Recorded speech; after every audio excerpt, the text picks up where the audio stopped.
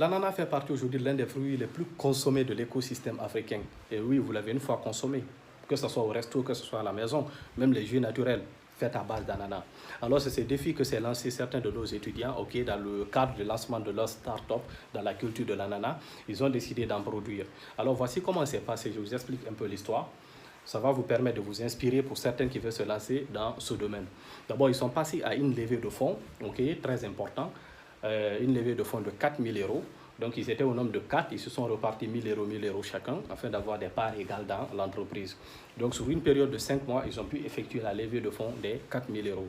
Alors, nous sommes rentrés sur le terrain afin d'avoir le business model du projet, étudier les contours du projet, et nous avons baillé un terrain d'un demi-hectare. Alors, le terrain d'un demi-hectare servait bien sûr à la culture de 40 000 pieds d'ananas, parce que sur les 40 000 pieds, on s'attendait à un résultat de 30 000 pieds, donc une perte de 10 000. Parce qu'on voulait vraiment être prévisible pour ne pas avoir de surprise. Donc c'est ainsi qu'on a fait qu'on a élaboré le contrat de bail avec le propriétaire terrien qui a accepté bien sûr nous le donner. Nous avons étudié l'environnement écologique, nous avons étudié la topographie du terrain, on a vu que c'était vraiment adapté pour cette culture-là. Alors nous sommes passés alors à la culture, on a cultivé les 40 000 pieds d'ananas sur les 1,5 hectare de parcelles et sur une période de 1 à 6 mois avec une rigueur de sécurité bien sûr appliquée sur la zone, on a pu produire exactement les 30 000 pieds comme on l'avait prévu. Et les 30 000 pieds ont été écoulés simplement dans la zone même où nous avons fait la culture parce que la demande est très forte. Donc on n'a pas pu exporter dans d'autres villes, que ce soit même dans la capitale. Donc nous sommes restés simplement dans la ville où nous avons fait la culture et nous avons réalisé un chiffre d'affaires de 30 000 $. Donc soit 300 millions de francs guinéens. Et cela pourquoi? Parce que nous ne sommes pas allés même dans la transformation.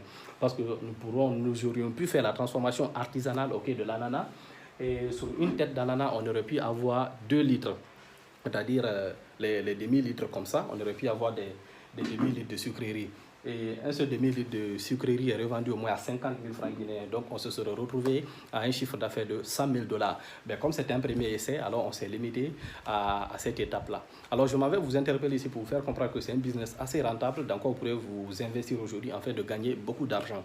Et vous n'avez pas besoin de gros moyens, comme je vous l'ai dit, 4 000 euros, c'est ce que nous avons utilisé pour faire un chiffre d'affaires de 30 000 euros sur une période de 12 mois. Donc, vous pourrez vous lancer à partir d'aujourd'hui dans votre culture d'ananas. Il suffit d'avoir de l'expérience. Il suffit de comprendre comment ça marche, connaître un peu la topographie de votre terrain, l'écologie, être patient sur les 12 mois afin d'être concentré sur la sécurité pour produire ces résultats. Et vous pourrez aller sur plusieurs hectares. Imaginez que vous utilisiez 5 hectares, 10 hectares. Vous pourrez vous retrouver dans un chiffre d'affaires très très énorme.